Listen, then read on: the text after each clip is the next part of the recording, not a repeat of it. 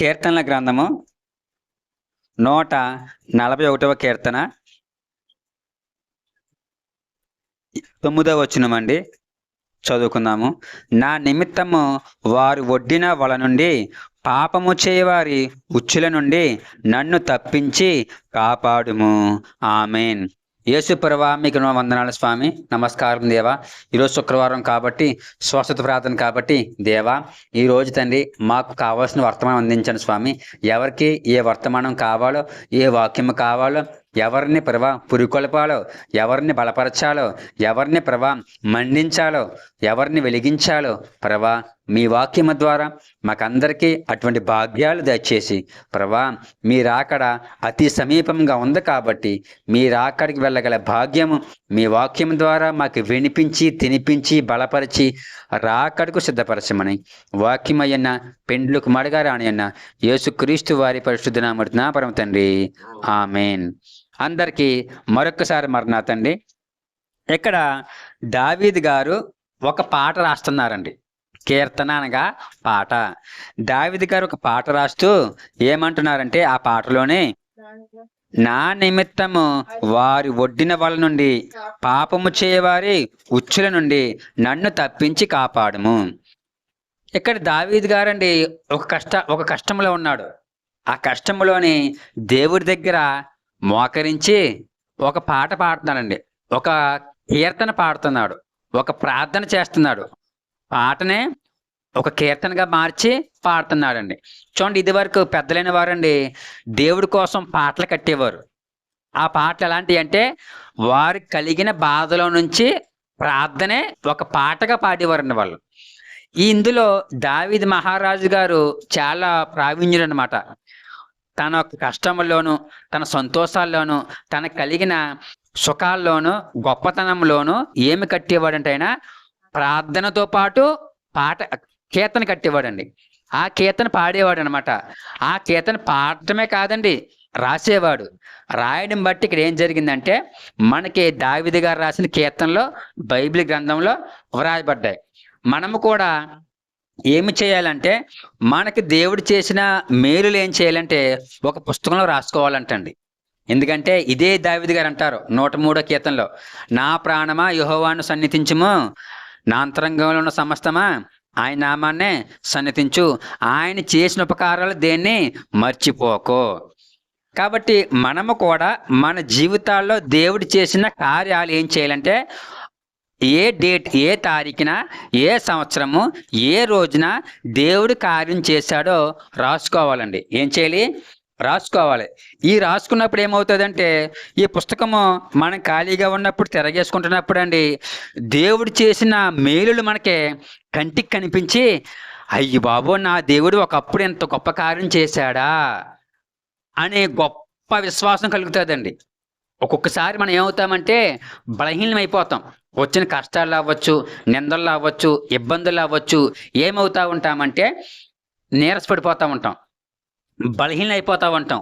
అటువంటి సమయంలో ఏం చేయాలంటే, మనము రాసుకున్న పుస్తకాన్ని తిరగేయాలండి. అంటే దేవుడు చేసిన ఉపకారాలను ఒక పుస్తకంలో రాసుకుంటూ ఉంటే, మనకి బాధ కలిగినప్పుడు, ఇబ్బంది కలిగినప్పుడు, మనం శక్తి కోల్పోయినప్పుడు ఏం చేస్తూ ఉండాలంటే ఆ పుస్తకాన్ని తిరగేస్తూ ఉండాలి. అనగా ఒకసారి దేవుడు చేసిన మేలులని చదువుతూ ఉండాలి.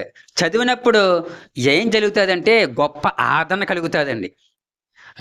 నా దేవుడు ఆ కష్టం వచ్చినప్పుడు తీసేశాడు, ఆ జబ్బు వచ్చినప్పుడు తీసివేశాడు, ఆ కష్టాన్ని అందరూ అన్నారు ఇంక నీ కష్టం ఎవడు తీయలేడు అన్నాడో కదా ఆ టైంలో, కానీ నా దేవుడు పలానా రోజున, పలానా సంవత్సరాన, పలానా తారీఖున దేవుడు నాకు ఇంత మేలు చేశాడు కదా.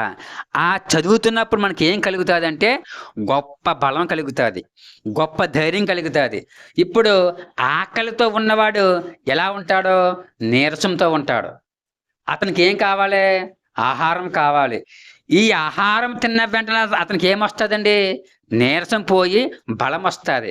అదే రీతిగా దేవుడు చేసిన ఉపకారాలను మనం పుస్తకంలో రాసుకుంటే ఏమవుతుందంటే, మన బలహీనమైపోయినప్పుడు, భక్తిని కోల్పోతున్నప్పుడు, విశ్వాసాన్ని కోల్పోతున్నప్పుడు మన ఆత్మ ఆకలితో ఉంటుంది. ఎందుకంటే భక్తిహీనులు అయిపోయాము, విశ్వాసాన్ని కోల్పోయాము. ఇప్పుడు ఆత్మ ఆకలితో అలమటిస్తూ ఉంటుంది. అప్పుడు అటువంటి టైంలో మనం ఏం చేయాలంటే వాక్యాన్ని చదువుకోవాలి, ప్లస్ దేవుడు చేసిన ఉపకారాల పుస్తకాన్ని చదువుకోవాలి. అప్పుడు మన ఆత్మకు ఆకలి తీరుతుంది. ఈ ఆకలి తీరిన వెంటనే ఏమొస్తుంది? ఆత్మకే బలం వస్తుంది, విశ్వాసం వస్తుంది, దేవుడు ఏదైనా చేయగల సమర్థుడు అనే ఒక గొప్ప నమ్మిక వస్తుంది. ఇక్కడ దావీదు గారు కూడా ఏం చేసేవాడంటే తనకు వేదన వచ్చినా, బాధ వచ్చినా, సంతోషం వచ్చినా, గొప్ప పేరు వచ్చినా కానీ రాస్తా ఉండేవాడు. ఏం చేస్తామనేవాడు? వ్రాసుకుంటా ఉండేవాడు.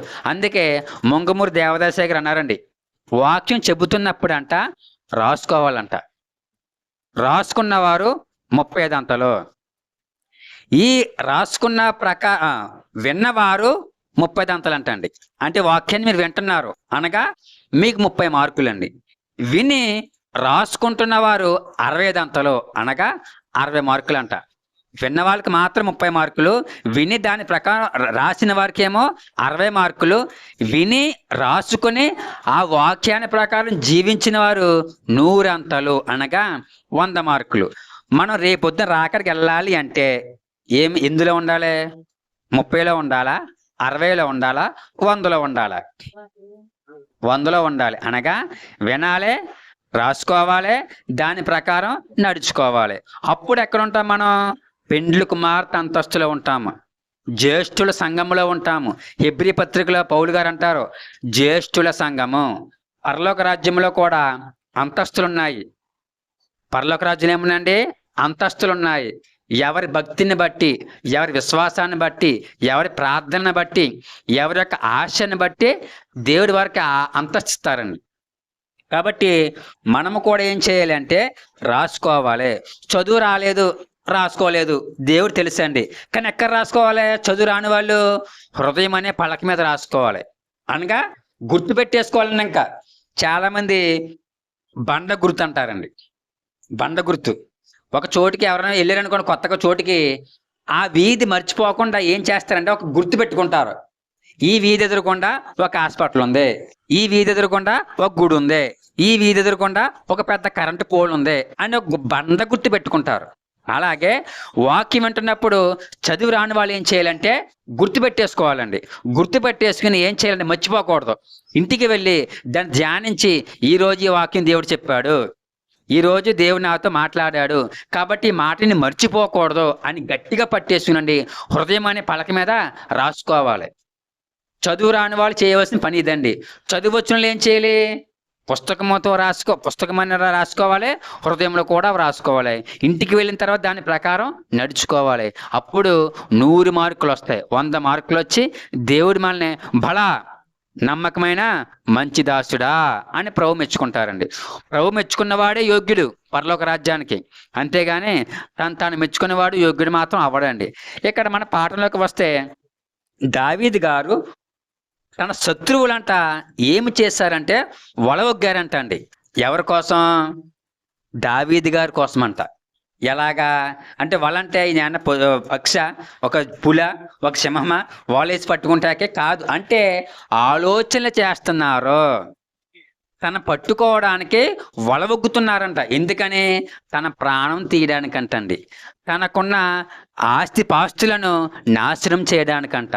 తనకున్న మంచి గుణాలను పాడు చేయడానికి తన స్నేహితులు అవ్వచ్చు, తన పనివారు అవ్వచ్చు, తన తోటి సేవకులు అవ్వచ్చు, తన తోడబుట్టిన వారు అవ్వచ్చు అండి. ఏమి చేస్తున్నారంటే దావీదు గారిని వల వేసి రెడీగా ఉన్నారంట. ఇది ఎప్పుడు మన వల్ల చిక్కుతాడా అని చెప్పేసి అండి. సైతాన్ కూడా ఈ రోజులండి ప్రతి మనిషికినండి ఒక బోన్ ఆడుతుంది, ఒక వలేస్తుందండి. ఏమిటా వలంటే బాగా చదువుకునే వాడికండి ఒక వలేస్తుంది. ఏమిటా వల అంటే సరదాలో సినిమాలు, షికార్లు. చూడండి, స్కూల్కి వెళ్ళినంతకాలం బాగా చదువుకుంటాడు ఆ విద్యార్థి, స్కూల్ ఫస్ట్ కూడా వస్తాడండి. ఎప్పుడైతే కాలేజీకి వెళతాడో, కాలేజీకి వెళ్ళిన వెంటనే సైతానే ఈ లోకాపు యొక్క అధికారి ఏం చేస్తాడంటే ఆ విద్యార్థి కంటికండి సినిమాలు చూపించడం మొదలెడతాడు, వలొగ్గుతాడు. ఒరే, నువ్వు కాలేజీకి వెళ్తున్నావు కదా, ఇప్పుడు చూడు నా వల్ల ఎలా పడకుండా ఉంటావు, నేను చూస్తాను అని అపవాది ఏం చేస్తుందంటే ఫ్రెండ్స్తోనే వల్లగా రెడీకి పెడుతుందండి. ఫ్రెండ్స్ అంటారు, ఎప్పుడు చదివేంట్రా, దా సరదాగా సినిమాకి వెళ్దాం, సరదాగా పార్క్కి వెళ్దాం, సరదాగా పలానా హోటల్కి వెళ్దాం. ఏనండి సరదా సరదా అని చెప్పి ఏం చేస్తారంటే దింపుతారు. అనగా ఈ సైతాన్ ఏం చేసింది, చదువుకున్న వ్యక్తినండి ఫ్రెండ్స్ అనే వల వేసి పట్టేసుకుంది. జ్ఞానవంతుడైతే ఏం చేస్తాడా, వెళ్ళడండి. కానీ ఈ రోజుల్లో 99% ఏమైపోయారండి, అజ్ఞానులు అయిపోయి సినిమాలకి, షికార్లకి, పార్కులకి ఏంటి రకరకాల వాటికి వెళ్ళిపోతా చదువు ఏమవుద్దండి, ఆటకెక్కేస్తుంది. అనగా సైతాను వేసే వలలో ఆ విద్యార్థి పడిపోవడం వల్ల ఫస్ట్ క్లాసులో పాస్ అయిన వ్యక్తి చివరికి పరీక్షల్లో ఏమీ రాయడం చేతకాక ఫెయిల్ అయిపోతున్నారు.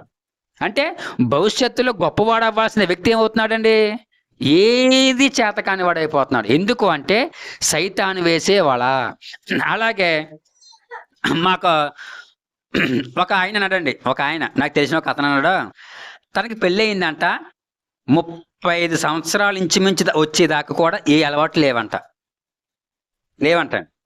కానీ ఎప్పుడైతే తోటి పనివారు సరదాగా తాగు, సరదాగా తిను, సరదాగా కాల్చు అన్నారో వెంటనే ఇతని వ్యక్తి అంట ఏమైపోయాడంటే వాటికి లోబడిపోయాడంట. మేమండి టాపీ పని చేసేవాళ్ళమండి ఒకప్పుడు 2009, 10 నుంచి చాలా కాలం టాపీ పని చేసేవాడినండి. మేము కొమరాజులంక వెళ్ళి పని చేస్తూ ఉండేవారమండి. అప్పుడు ఈత కోటలో ఒక వ్యక్తి ఉండేవాడు, ఒక అబ్బాయి అండి. అప్పటికి పెళ్ళి అయిపోయింది, కొత్త అండి. అతనికి ఏ అలవాట్లు లేవండి. అతనికి పనిలోకి వెళ్ళడం, ఇంటికి వెళ్ళడం, భార్యను చూసుకోవడం అండి. ఇదే, ఏ అలవాట్లు లేవండి. నాకు తెలిసిన కొంతమంది యవనస్తులు ఉన్నారు, నాకు చుట్టాలు అవుతారు, బంధువులు అవుతారు అన్నమాట. వాళ్ళు ఏం చేశారంటే అతగాడితోని స్నేహం మొదలెట్టారు. పనిలోని మొదలెట్టి మేము కొమరాజులంకలో ఒక బిల్డింగ్ మొదలు పెట్టామండి. ఆ బిల్డింగ్ మొదలెట్టినప్పుడు వచ్చాడు అబ్బాయి కొత్తగా మా పనిలోకి. అతడు మేస్త్రి, మేము కూలి వాళ్ళం. మా చుట్టాలు కూడా మేస్త్రీలండి. ఏమైందంటే వీళ్ళు అతనితో స్నేహం కలిసండి, బాగా ఫ్రెండ్షిప్ అయిపోయిన తర్వాత కొళ్ళు తాగుదాం రా అని అడిగారండి అబ్బాయిని. బాబు లేదు నాకు అలవాటు లేదంటే, ముందు కాదు ఇది కొళ్ళు మంచిది రా అని చెప్పేసి అండి జాగ్రత్తగా కొళ్ళు అలవాటు చేశారండి. ఈ బిల్డింగ్ స్టార్ట్ అయినప్పటికీ ఏ అలవాట్లు లేవు. ఈ బిల్డింగ్ పని పూర్తయినప్పటికండి పచ్చి తాగుబోతు అయిపోయాడండి. ఎలాగంటే బండి కూడా నడపలేనంత తాగుబోతు అయిపోయాడండి. అంటే సైతాన్ ఏం చేసిందంటే ఈ వ్యక్తిని పట్టేసుకుని తాగుబోతుగా తయారు చేసింది. నిజంగా ఆ అబ్బాయి అండి ఇంకా చాలా అంటే పుష్టిగా ఉండేవాడు. చివరికి ఏమైపోయాడంటే బక్కగా అయిపోయాడు, తిండి మానేశాడు. ఒక భార్య లేదు, బిడ్డలు లేరండి, తాగుడికి బానిస అయిపోయాడు. సైతాన్ ఏం చేస్తుందంటే మంచి వారికి వాళ్ళొగ్గుతుంది. ఏం చేస్తుంది, మంచి వారికి వాళ్ళొగ్గుతుంది. మనం ఎలాగుండాలంటే జాగ్రత్తగా ఉండాలి. వేటగాడి పక్షుల కోసం వలేస్తారండి. చాలా పక్షులు తెలివితేటలుగా అతడు వేసిన నూకలు తినేసి ఎగిరిపోతాయి. ఏదో ఒకటో రెండు బుద్ధిహీనమైన ఏ పక్షులు ఏమవుతాయి, ఆ వల్ల చిక్కబడిపోతాయి. కాబట్టి మనం ఏం ఉండకూడదు, మనకి బుద్ధిహీనత ఉండకూడదండి. జ్ఞానం ఉండాలి. ఏముండాలి, జ్ఞానం ఉండాలి. కొలసీ పత్రికలో పౌలు గారు రాస్తారండి, మీలో ఎవరికైనా జ్ఞానం కొదువుగా ఉందా, అతడు దేవుడి దగ్గరికి రండి, దేవుణ్ణి అడగండి, మీకు జ్ఞానం ఇస్తాడు. ఆయన దగ్గర బుద్ధి సంపదలు గుప్తములై ఉన్నాయన్నారండి. కాబట్టి మనిషికి ఈనాడు ఏం కావాలంటే జ్ఞానం కావాలి. సంసారం నిలబెట్టుకోవాలా, జ్ఞానం కావాలి. బిడ్డలను కాపాడుకోవాలా, జ్ఞానం కావాలి. కుటుంబాన్ని ఈదాలా, సంసారాన్ని ఈదాలా, జ్ఞానం కావాలి. లోకంలో జాగ్రత్తగా ఉండాలా, జ్ఞానం కావాలి. ఈనాడు ప్రతి వ్యక్తికి జ్ఞానం కావాలి. ఆ జ్ఞానం ఎక్కడ దొరుకుతుంది, కొట్లో అమ్ముతారా, బజార్లో అమ్ముతారా, ఎక్కడ అమ్మరండి. ఎక్కడ అమ్ముతారు, ఒకటి దేవుడి దగ్గర అమ్ముతారు, 2 తల్లి తండ్రి దగ్గర దొరుకుతుంది జ్ఞానం అండి.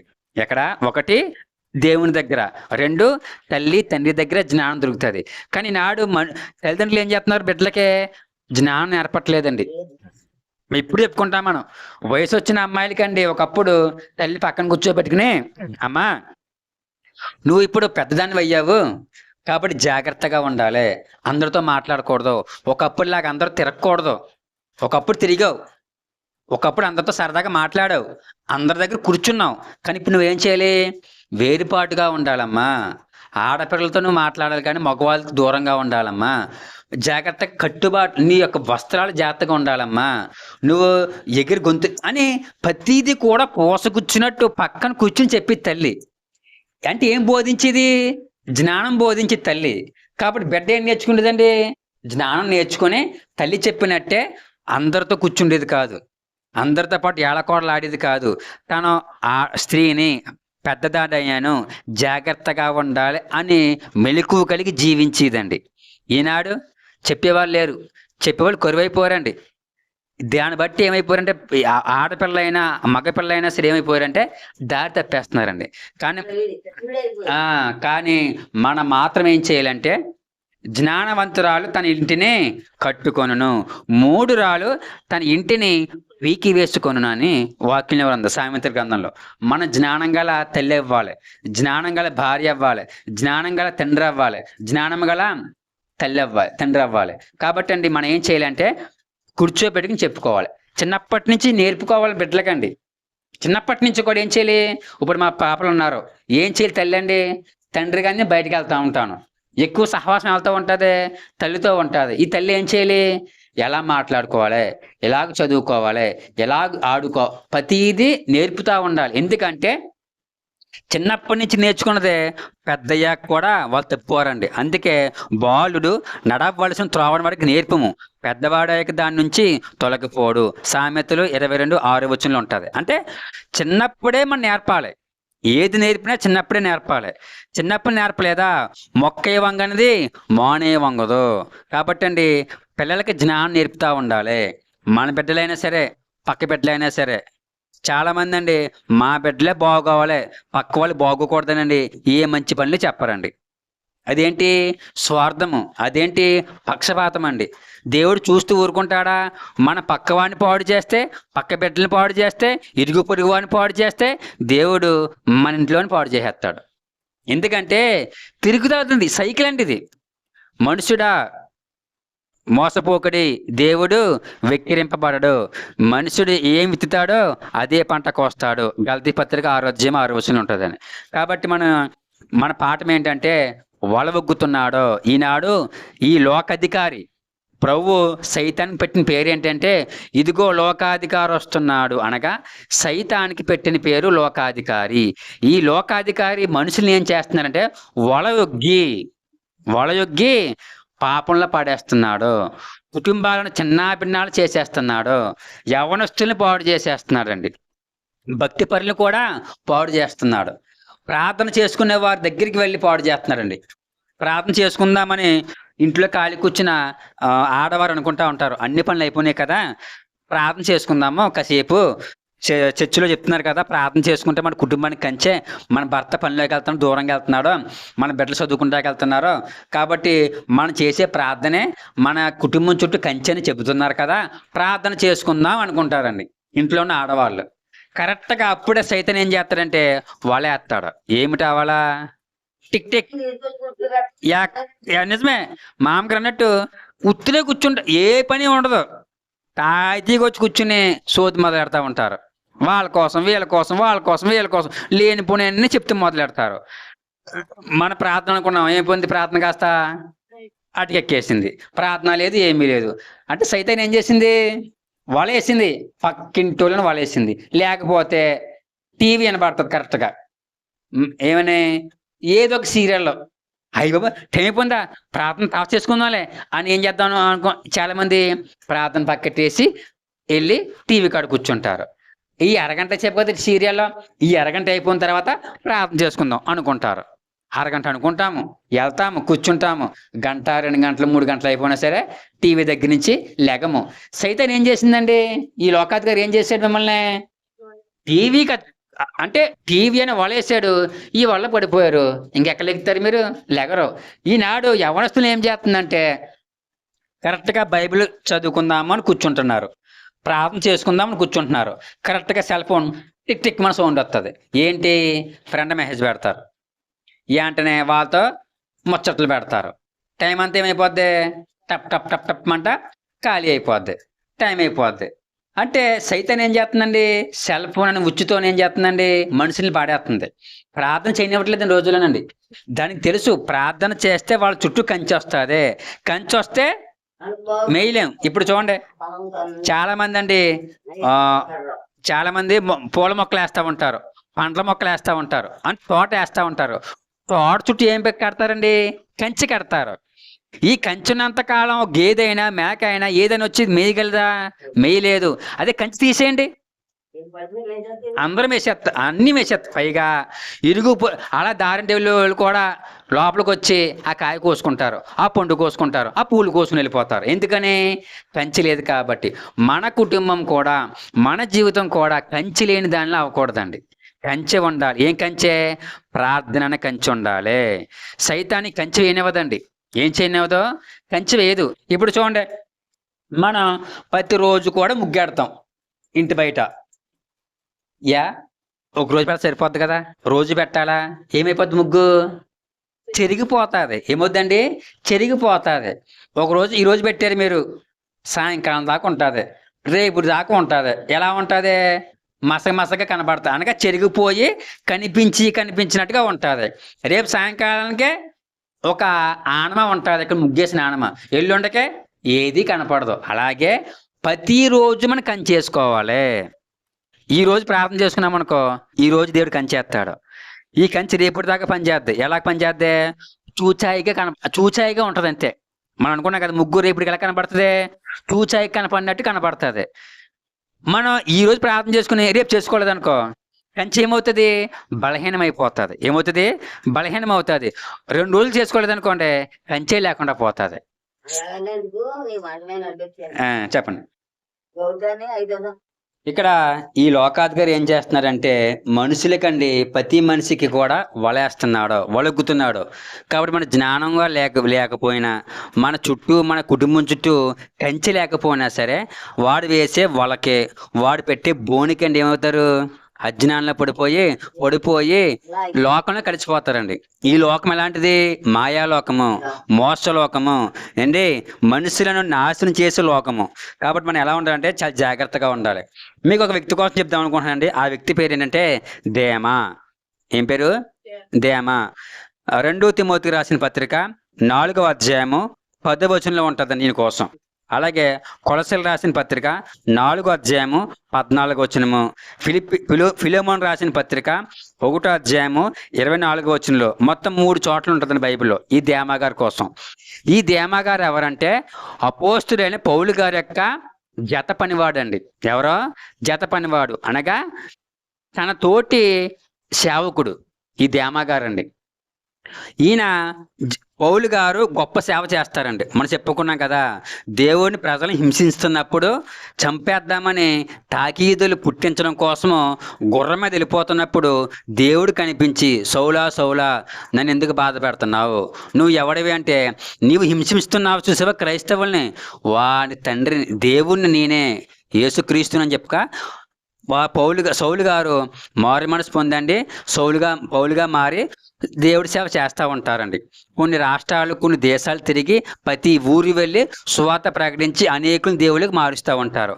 అటువంటి వ్యక్తి దగ్గర ఎవరు చేరతారంటే దేమా అని ఒక వ్యక్తి చేరతాడండి.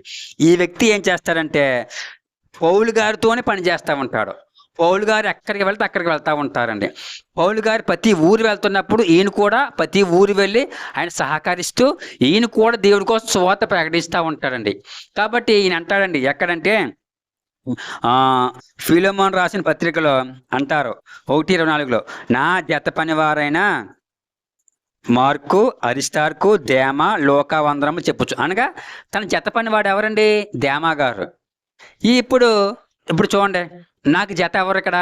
నా భార్య. ఇప్పుడు జత ఉన్నప్పుడు ధైర్యంగా ఉంటుందా, పిరిగిగా ఉంటుందా? చెప్పండి. ధైర్యంగా ఉంటుంది కదా. జత ఉన్నప్పుడు అండి బలం ఉంటుందా, బలహీనత ఉంటుందా? బలం ఉంటుంది.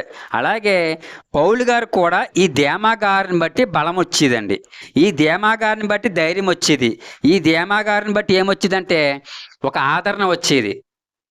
ఇప్పుడు సంఘాన్ని అంతే కదండి. ఇద్దరు ఉంటే ఇప్పుడు జత ఎప్పుడు సంతోషమే కదండి. కాబట్టి ఈయన ఎప్పుడు చెప్పుకుంటా ఉండేవాడు, నా జత పనివాడు దేమా, ఈ దేమ నాకు ఎంతో సహాయం చేస్తున్నాడు, ఈ దేమ ఉండడం బట్టి నేను ఎంతో దేవుడి పని చేస్తున్నాను. ఈరోజు చాలా మంది కూడా సంఘ కాపురులు, సేవకులు అంటూ ఉంటారండి. సంఘంలో చాలా మంది ఎలా ఉంటారంటే కుడి భుజంలా ఉంటారు, ఎంతో సహకారులుగా ఉంటారు. ఒక సేవకుడు దేవుడి పని చేద్దాం, ఈ పని చేద్దాం అనుకున్నప్పుడు కొంతమంది లెగిసి మేము సహకరిస్తామండి, మేము పని చేసి పెడతామండి అని ఎంతో సహకరిస్తూ ఉంటారు. అప్పుడు ఈ సేవకుడికి ఎలా ఉంటుంది? సంతోషంగా ఉంటుంది, బలముగా ఉంటుంది, ఆదరణగా ఉంటుంది.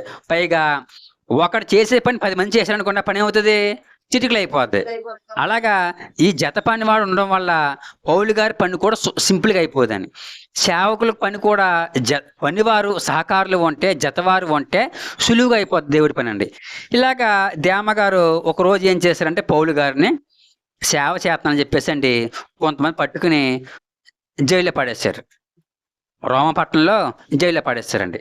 అప్పుడు తనతోటి సేవకుడు జైల్లోకి వెళ్ళిపోతాడని తెలిసి దేమగారు ఏం చేశారంటే తను కూడా వెళ్ళిపోయాడండి. విడిచిపెట్టలేదు. ఈ జత ఏం చేయిందండి? విడిచిపెట్టలేదండి. చాలామంది పౌలుగా అరిస్టార్ గారని, లోక గారని, వీళ్ళ తప్ప ఇంకా చాలా జతపనే ఉన్నారండి. వీళ్ళందరూ కూడా జైలుకి వెళ్ళిపోయారు. జైలుకి వెళ్ళిపోయిన తర్వాత అంటే ఎంత నమ్మకంగా ఉన్నాడు చెప్పండి అతను, ఈ వ్యక్తి సువార్త చేస్తున్నాడో, సేవకుడి సహకారిగా ఉన్నాడో, జత పనివాడు అనిపించుకున్నాడో, చివరికి తన జత పనివాడిని జైల్లో పడేస్తే తను కూడా జైలుకి వెళ్ళిపోయాడు. జైలు సుఖభోగాలు ఉంటాయా అండి? భోగభాగ్యాలు ఉంటాయా? పంచపక్ష ప్రమాణాలు ఉంటాయా? ఏమీ ఉండవు కదండి. జైల్లో అంతా ఎలా ఉంటుందంటే కష్టంగా ఉంటుంది, ఇబ్బందిగా ఉంటుంది, అవమానాలు వస్తాయి, దెబ్బలు తినాలండి, రకరకాలుగా ఉంటాయి. ఇవన్నీ తెలుసు కూడా తన జత పనివాడి కోసం వెళ్ళిపోయాడండి. ఎక్కడికే? జైలుకి వెళ్ళాడు. చాలా మంది రోజులు కూడా దేవుడి పని కోసం అని కష్టపడుతున్నారండి. కష్టపడతారు, చెమట ఓడుస్తారు, ప్రార్థన చేస్తారు, యాచనలు చేస్తారు, సువార్త ప్రకటిస్తారు. చర్చిలు ఏ పని అయినా సరే పనులు మానుకుని, ఉద్యోగాలు సెలవు పెట్టి, తన ఇష్టాలను పక్కన పెట్టి వచ్చి ఎంతో గొడ్డులాగా పని చేస్తూ ఉంటారు ఈరోజు ఇప్పటికీ చాలా మంది అండి. ఈ దేమ గారి స్థితి కూడా అటువంటిదే, గొప్ప స్థాయి అండి. కానీ తర్వాత పౌలు గారిని ఏం చేస్తారంటే విడిచిపెట్టేస్తారు. ఇప్పుడు జైలుకి బయటకు వస్తారు కదా, ఇలా కొంతకాలానికండి పౌలు గారు బయటకు వచ్చేస్తారు. ఆయనతో పాటు వీళ్ళందరూ కూడా బయటకు వచ్చేస్తారండి. వచ్చి సువార్త ప్రకటిస్తూ ఉంటారు, తమ పని తాను చేసుకుంటూ ఉంటారండి. ఉంటూ ఉండగా ఇప్పుడు ఏమవుతుందంటే మరలా పౌలు గారినండి జైల్లో పెట్టేస్తారు. ఎన్నోసారి?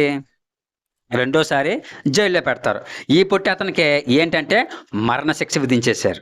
ఎవరికండి? పౌలు గారికి మరణ శిక్ష విధించారండి.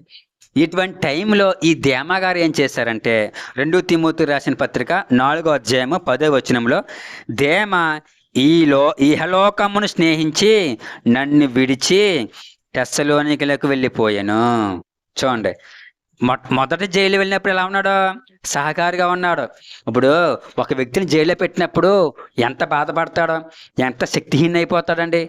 అటువంటి టైంలో తనవారు ఉంటే జైల్లో ఎలా ఉంటుంది? తనకే ధైర్యంగా ఉంటుంది, బలంగా ఉంటుంది కదండి. అటువంటిది రెండోసారి జైల్లో పెట్టినప్పుడు అంట ఇతను ఏం చేసినట్ట? ఇహలోకాన్ని ప్రేమించి, ఇహలోకాన్ని స్నేహించంట తన జత పని వాడిని విడిచిపెట్టేసి లోకంలో కలిసిపోయాడంట అండి. అనగా సైతాన్ ఏం చేసిందంటే ఈ దేమ గారికి లోకాశలను చూపించిందండి. ఏం చూపించింది? లోకాశలను చూపించింది. ఆనాడు యేసుప్రభు కూడా దేవాలయం శిఖరాన్ని తీసుకువెళ్ళిపోయి ఈ లోక భాగ్యాలన్నింటినీ చూపించి నా కాళ్ళకి మొక్కు, నీకు ఈ లోక భాగ్యాలను ఇచ్చేస్తా అని చెప్పిందండి యేసుప్రభుకి సైతాను. మత్తయి సువార్త 4వ అధ్యాయంలో ఉంటుంది. ప్రభు ఏమన్నారండి? నీ దేవుడైనా ప్రభువుకే మొక్కాలి తప్ప ఇంకెవరికి మొక్కకూడదని బైబిల్లో వాక్యంలో ఉంది. నా వెనక పో సైతానా అని గద్దించిన వెంటనే వాడు తోక ముడుచుకుని పారిపోయాడు. అనగా యేసు ప్రభుకు కూడా వలేసిందండి. ఏమిటా వల? లోకాశలు, లోకభోగ భాగ్యాలు అని వలేసిందండి. ప్రభు పడ్డాడా? పడలేదు. జ్ఞానము కలిగి ఉన్నాడండి. ఎందుకు ఆ జ్ఞానం వచ్చిందంటే ఉపవాస ప్రార్థన వల్ల శక్తి వచ్చింది ప్రభువుకండి. అలాగే ఈ దేమ గారు కూడా ఏం చూపించిందంటే లోకాశలను చూపించింది. ఈ లోకాశలు, ఎందుకు ఇలా కష్టపడతావు? ప్రతిరోజు ప్రార్థన అంటావు ఎందుకు? ఒక్కసారి మా ఇంటికి రా, నీకు మంచి చికెన్ వేసి పెడతాను అంటారు ఎవరికొళ్ళు. చెడు బుద్ధులు చాలా మంది చూడండి అంటారండి, 10 రోజు ప్రార్థనకి వెళ్తున్నావు కదా, ఈ ఒక్కరోజు ఆగిపో, మేము వచ్చాం కదా, మన సరదాగా బయటికి వెళ్దామంటారండి. ఏం చేస్తారు చాలామంది? సరే 10 రోజు వెళ్తున్నాం కదా, ఈ రోజు వెళ్ళకపోతే ఏమవుద్ది అని ప్రార్థనకి మానేసండి ఎక్కడికి వెళ్తారో? రెస్టారెంట్కి వెళ్తారండి, లేకపోతే సినిమాకి వెళ్తారు, షికారులకు వెళ్తారు, పార్కులకి వెళ్తూ ఉంటారు. దేన్ని మానేసి? దేవుణ్ణి మానేసి. దేవుడి పనిని మానేసండి. అలాగే కుటుంబంలో ఉన్న పనులు విడిచిపెట్టేసి, అక్కడ మనం వండితేనే కానీ మన కుటుంబం భోంచేయదు. మనకు తెలుసు. అయినా కానీ పక్కింటోళ్ళు వచ్చి దా మార్కెట్కి వెళ్దాము అంటే, లేదండి వంట చేయాలండి అంటే, ఎంతసేపు 10 నిమిషాలు వచ్చేద్దామంటాదని. వీళ్ళు ఏం చేస్తారు? కుటుంబానికి వంట చేస్తే వీళ్ళు తింటారు అని తెలిసి కూడా పలానా బజార్కి వెళ్దాము, పలానా పార్క్కి వెళ్దాము తెలిసిన వెంటనే ఆశ పుట్టేసి లోపలండి, సర్లే పావు గంటలు వచ్చేద్దాంలే అని వండడం మానేసి వెళ్ళిపోతారండి. పావు గంట అన్నది 2-3 గంటలు పడుతుంది. ఇక్కడ ఏమవుతుంది? కుటుంబం అంతానే మాడిపోతారు కదా. అలాగే కుటుంబం పనులు విడిచిపెట్టేసి వెళ్ళిపోతున్నారు ఎక్కడికండి? లోకంలోకి. దేవుడి పని విడిచిపెట్టేసి వెళ్ళిపోతున్నారు ఎక్కడికండి? లోకంలోకి. ఎందుకనక సైతాను వలేస్తుంది. ఈ దేమా గారు కూడా లోక ఆశలు అనే వలేసేసిందండి. వేసిన వెంటనే ఇతడు దేవుని విడిచిపెట్టేసి, దైవ సేవకుని విడిచిపెట్టేసి, సంఘాన్ని విడిచిపెట్టేసి లోకంలో కలిసిపోయాడండి. ఇప్పుడు పౌలు గారికి ఏమొచ్చింది శిక్ష? మరణశిక్ష వచ్చింది. ఈ మరణశిక్ష వచ్చినప్పుడు ఇతనికి ఎలా ఉంటుందండి? ఎంతో బాధగా, ఎంతో బెంగగా ఉంటది కదా. ఇప్పుడు పక్కన ఒకళ్ళు కూర్చుని ధైర్యం చెబుతా ఉంటే ఎలా ఉంటది? ఒక గొప్ప ఆదరణ ఉంటది కదండి. అంటే దైవ సేవకుని ఆదరించాల్సిన సమయంలో, సంఘాన్ని ప్రోత్సహించిన సమయంలో, దేవుడి పనిని భుజాల మీద వేసుకోవాల్సిన సమయంలోనండి లోకానికి ఆకర్షించబడిపోయాడు దేమా. మనము కూడా అలా అయిపోతాం ఏమో. ఏం కలిగి ఉండాలి మనం? జ్ఞానం కలిగి ఉండాలి. ఈనాడు సేవకులను కూడా ఏం చేస్తుందండి సైతాను? వలేసేస్తుందండి. డబ్బు అని వలేస్తుంది, ఐశ్వర్యం వలేస్తుందండి, పేరు ప్రఖ్యాతులను వలేసేస్తుందండి. ఈ వల్ల పడిపోయిన చాలా మంది సేవకులు ఏమవుతున్నారంటే దేవుడి పనిని పక్కదో పట్టించేస్తున్నారండి. అలాగే సంఘస్థులు కూడా ఏం చేస్తున్నారండి? దేవుడు రాక ఆడ అతి సమీపంగా ఉంది. ఈ టైంలో లోకాశలకి బానిసలైపోయి, సెల్ఫోన్కి బానిసలైపోయి, టీవీలకు బానిసలైపోయి, తిరుగుళ్ళకి బానిసైపోయి, ఆటపాటలకు బానిసలైపోయి, స్నాప్చాట్ అని, ఇన్స్టాగ్రామ్ అని, యూట్యూబ్ అని, రకరకాల వాటికి అంతా బానిసలైపోయి అంతే. సైతాన్ ఏం చేస్తుందంటే వలేస్తుందండి. సెల్ ఫోన్ వలేస్తుంది, స్నేహితులను వలేస్తుందండి. ఈ వల్ల పడిపోయి దేవుణ్ణి విడిచిపెట్టేస్తున్నారు. ఈ నిజంగా బైబిల్లో ఈ వ్యక్తి కోసం గొప్పగా రాయబడింది, అదే వ్యక్తి కోసం దారుణంగా కూడా రాయబడ్డది. మరి దేవుడిలో మనం ఎలా ఉన్నాము? మొన్నటిదాకా బాగున్నాం, ఈరోజు పడిపోయామా? మనం ఏం చేయాలి? లెగాలి. పడిపోయిన కుర్రాడు లెక్కుండా అలాగే ఉంటాడు, లేచి నిలబడతాడా కదా. అలాగే భక్తిలో పడిపోయిన వాళ్ళకు ఏం చేయాలి? లెగాలండి. పడిపోతిని అనవద్దు, పడినను లెమ్ము, త్వరగా రమ్ము అన్నారు ప్రభు అండి. అనగా ప్రతి వ్యక్తి ఏదో ఒక దాంట్లో పడిపోతూ ఉంటాడు, సహజం అది. కానీ ఏం చేయాలి? అలాగే ఉండిపోకూడదు. ఏం చేయాలి? లెగాలి. ఎప్పుడు పడ్డామా ఎవ్వరికి తెలియకుండా లేచిపోవాలి, దులిపేసుకోవాలి, ప్రభు అని క్షమించుని అడగాలి, మరలా పరుగు కొనసాగించాలి. బైబిల్ చదవాలి ఒకప్పుడు, ఇప్పుడు చదవడం మానేశారు. మీరు ఏం చేయాలి? ఇప్పుడు లెగాలి, చదవడం మొదలు పెట్టాలి, బైబిల్ పూర్తి చేయాలి. ప్రార్థన చేసేవారు, అన్నింటి కోసం ప్రార్థన చేసేవారు, ఇప్పుడు మానేశారు. మీరు ఏం చేయాలి? లెగాలి. అపవాదేసిన ఉచ్చుని చించేసి బయటికి రావాలండి. ఏం చేయాలండి? బయటికి రావాలి. ఒక రోజంట ఒక కథ ఉండేది స్కూల్లోని. వేటగాడు వలేసాడంట. దేనికోసం? పక్షుల కోసము, పావురుల కోసం వలేసాడంట. ఆ వల్ల ఎవరు పడ్డారంట? ఎలక పడిపోయిందంట. ఏం పడిపోయింది? ఎలక. ఎందుకంటే పావురాలు ఎలక కూడా ఫ్రెండ్షిప్ వేసేసుకున్నారంట. ఈ పాపం ఈ పక్షులు, ఈ పావురులు తెలుసు వేటగాడు మేత ఎత్తాడో ఈ మేత తిని మనం తుర్రును ఎగిరిపోవాలి తప్ప ఆడు వల్ల పడకూడదని ఎవరికి తెలుసు? ఈ పావులకు తెలుసండి. పావులకు తెలుసండి. ఎవరికి తెలియదు పాపం? ఎలక తెలియదు. ఎందుకంటే ఎలక అనుభవం లేదు కాబట్టి. ఎందుకంటే దేనికోసం ఎత్తాడు? వాళ్ళ పావురం కోసం వేస్తాడు, ఎల కోసం వేస్తాడా? పావుల కోసం వేస్తాడు వేటగాడు. ఫ్రెండ్షిప్ చేసినవి. ఒక రోజంట అవి మాట్లాడుతూ ఉండగా మంచి మేత కనిపించిందంట. అప్పుడు ఈ పావులు అనుకున్నాయంట, ఓయ్ వేటగాడు వచ్చాడే, మేత వేసాడే, మనం తినేసి తుర్రుని ఎగిరిపోవాలి అనుకున్నాయంట. పాపం ఈ ఎలికి తెలియదు కదా, శుభ్రంగా ఇవి తింటున్నాయి, ఎలక తింటుందంట. తింటుంటే కరెక్ట్గా వేటగాడు వచ్చి అలా వలేసాడంట. ఈ పావులు ఏమైపోయినండి?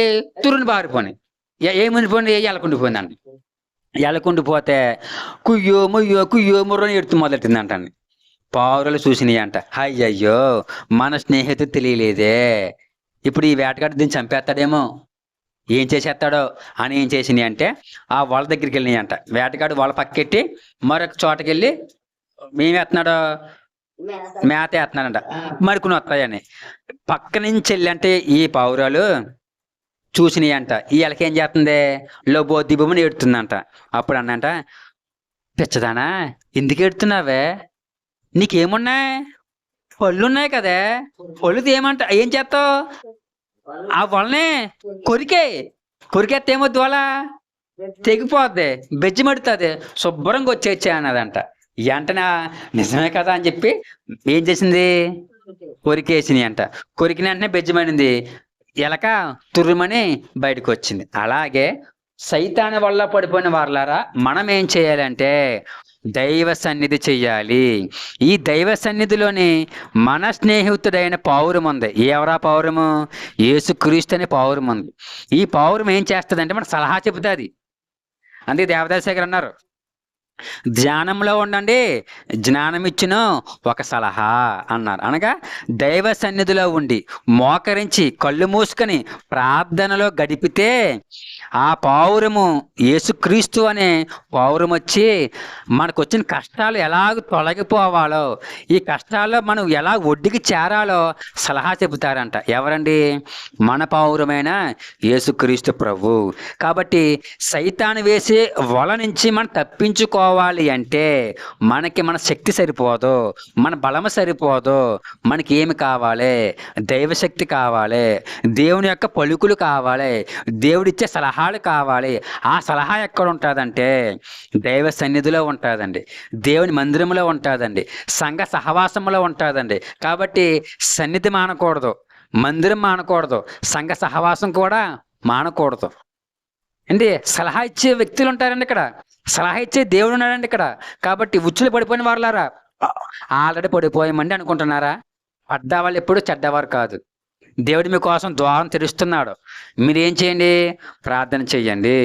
మా బిడ్డలు చెడిపోతున్నారండి, మా ఇరుగు పొరుగు వారు చెడిపోతున్నారండి, మా బంధువులు మనం విడిచిపెట్టేశారండి అనొచ్చని మనం ఏం చేయాలి, మనం ప్రార్థన చేయాలి. ఈ ప్రార్థన ఏం చేస్తుంది, జ్ఞానం ఇస్తుందండి. ఏమిస్తుంది, జ్ఞానం ఇస్తుంది, ఆలోచన ఇస్తుంది. దేవుడు మన మనస్సాక్షి ద్వారా మాట్లాడతాడండి, అనేక విధాలుగా మాట్లాడతాడు, వాక్యం ద్వారా మాట్లాడతాడు. లెమ్ము తేజరిల్లెమ్ము, యెహోవా మహిమ నీ మీద ఉదయిస్తుంది అంటాడండి. కాబట్టి ఆనాడు ఏం చేసిందంటే సైతాను దేమా గారిని వల్ల పడేసిందండి.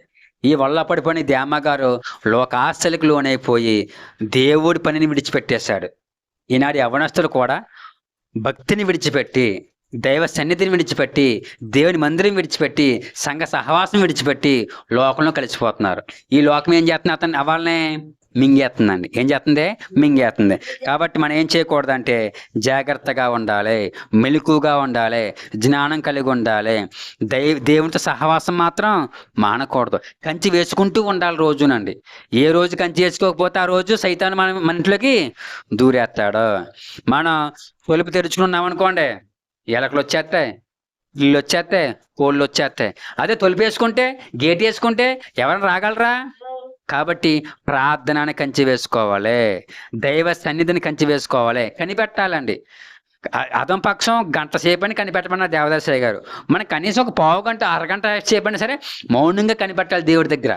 ఏ ప్రార్థన అన్ని ప్రార్థనలు చేసేసి ఆమెన్ అని, దేవన కనబడము, అందరికి కనబడము, దేవనాతో మాట్లాడము, అందరితోనూ మాట్లాడము. ప్రభా ఇంతవరకు నేను మాట్లాడాను, ఇప్పుడు నాతో మాట్లాడు అని మౌనంగా దేవుణ్ణే జ్ఞాపకం చేసుకొని మనోనిదానం కలిగి కనిపెట్టాలండి. ఈ కనిపెట్టినప్పుడు దేవుని శక్తి మన మీదకి వస్తుంది, దేవుడి కంచె మన చుట్టూ ఉంటుందండి. దేవుని యొక్క వరములు, దేవుడిచ్చే ఫలాలు, దేవుడిచ్చే వస్త్రాలు, దేవుడిచ్చే కిరీటాలు మనకు వస్తాయి, దేవుడిచ్చే ఆయుధాలు వస్తాయండి. దేవుడిచ్చే ఆయుధాలు మనకు వస్తాయి. సైతాను వేసే వలలను ఎలాగో తెంపాలో ఆ ఆయుధాలు బట్టి మనకి దేవుడు శక్తినిస్తాడు. కాబట్టి మనం ఏం చేయాలంటే ప్రార్థన మానకూడదు, సన్నిధి మానకూడదు, దైవ సహవాసం మానకూడదు, సన్నిధి మానకూడదు, అలాగే సంఘ సహవాసం కూడా మానకూడదండి. వాక్య పఠనం మానకూడదు, వాక్యానుసారంగా జీవించడం మానకూడదు. అటువంటి భాగ్యం దేవుడు దయచేయను గాక. ఆమేన్. యేసు ప్రభువా, ఇంతవరకు మాతో మాట్లాడిన దేవా, వినే వాక్యానుసారంగా జీవించే జీవితము మాకందరికీ దయచేయమని ప్రభువా. ఆనాడు దేమా గారు లోకాన్ని స్నేహించి ప్రభా మిమ్మల్ని విడిచిపెట్టేశాడు తండ్రి. దైవ సేవకుని విడిచిపెట్టాడు, సంఘాన్ని విడిచిపెట్టాడయ్యా. అందుకే భ్రష్టుడైపోయాడు తండ్రి, భక్తిహీనుడైపోయాడయ్యా. మీ బైబిల్ గ్రంథంలో ఒకప్పుడు గొప్పగా రాయబడిన వ్యక్తే మరొకసారి చివరికి భక్తిహీనుడిగా రాయబడ్డాడయ్యా. ప్రభా, మా స్థితి అలా ఉండకూడదు. ఇక్కడ ఉన్న ప్రతి ఒక్కరి స్థితి అలా ఉండకుండా ఎప్పుడు మిమ్మల్ని ప్రేమించి మా చుట్టూ అగ్ని కంచి వేసుకొని ప్రార్థన మానకుండా, సన్నిధి మానకుండా, సహవాసం మానకుండా ప్రభా జ్ఞానము కలిగి సైతాను వేసే వలలను, ఒడ్డులను ప్రభా వాడు వేసే ప్రభా అన్నిటినీ ప్రభా తెంచుకొని ముందుకు సాగిపోయే భాగ్యాన్ని మాకు దయచేయమని వాక్యమయ్యన్న పెండ్లుకు మడగరానయ్యన్న యేసుక్రీస్తు వారి పరిశుద్ధ నామమున పరమ తండ్రి. ఆమేన్. అందరికీ మరొకసారి మరి నా తండ్రి